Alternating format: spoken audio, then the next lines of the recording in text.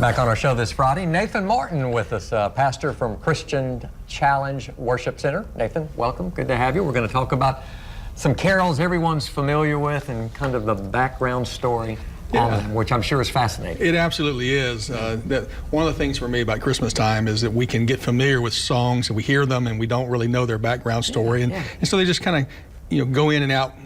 But several years ago, I started a series on Christmas time, a sermon series called Old Carols in a New Light. And I would examine the carols and just try to get a feel for what did they mean, how were they written. And this year, I've taken a close look at O Holy Night. It's one of the most recorded songs of all time. Absolutely beautiful. Everybody knows. But we don't know the story. Interestingly, it was written in 1843, requested in 1843 by a parish priest in Rocamart, France, who wanted to celebrate the new organ in their church. And so he asked the town mayor, who was a poet, if he would write a poem for them. Really? And so he thought about it. He was kind of an eccentric guy and not the first guy you would ask to write a Christmas poem because he wasn't really a strong believer.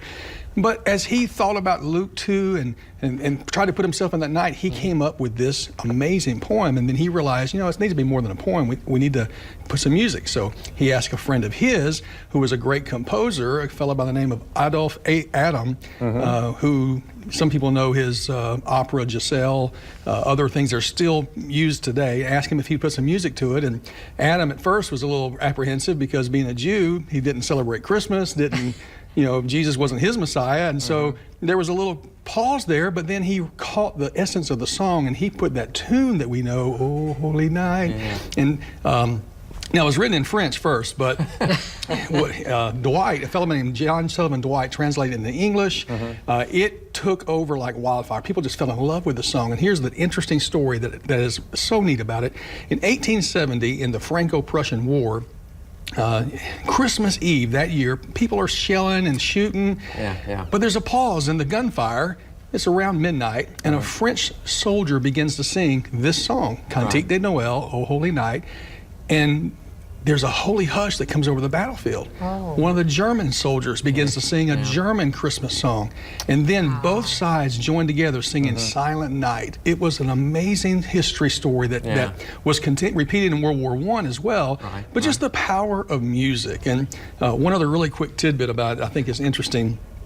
When it was translated into English, the song was translated by a fellow who had wanted to be a pastor, but who suffered panic attacks.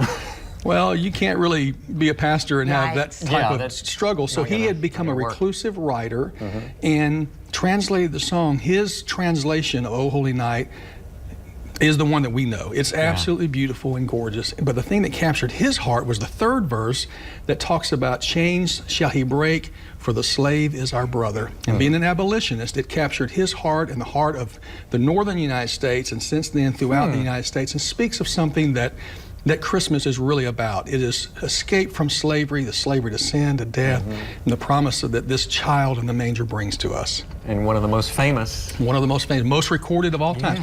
One more quick story I got to tell you about this song. It doesn't end there.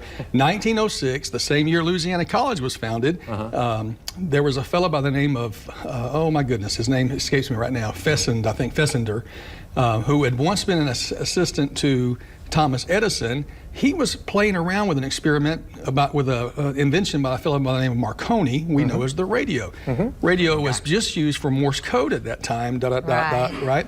And but he thought he had found a way that he could transmit sound more than just dots and dashes. And so on Christmas Eve, 1906, the very first live recorded, or not recorded, the first live performance of anything that ever happened on any radio in the world was him playing "O Holy Night" on his violin. Really? So I can imagine, the guys aboard their ships or the police stations or these different ones that are listening for the dot, dot, dot, dot, and all of a sudden they start hearing "O Holy Night." "O Holy Night." So what a beautiful, what an impact, carol. Absolutely fascinating. Gorgeous. Fascinating story, Nathan. Thanks for dropping by. We have the details on the screen right now, Nathan, to tell you about what we can hear more and when about Sunday's performance. Well, this Sunday we've got Ben Waits coming. He's going to be singing this song among many others, doing a Christmas performance that morning at 10 o'clock at Christian Challenge. Right. We have a very special Christmas Eve service that we'll be sharing on December 24th from 5 to 6. And another one on we are Christmas Day. doing what we call prayer, praise, and pajamas on Christmas morning at 10 o'clock. Bring your kids in their pajamas for a special Christmas morning service. And next Wednesday, if you want to hear me, I'll be playing my guitar for the Walmart again. I singing love all that. night. Love it. That's where I saw you the other day. Thanks, Nathan. Good to have you. Thank you, guys. Thank you. More to come. Stay with us.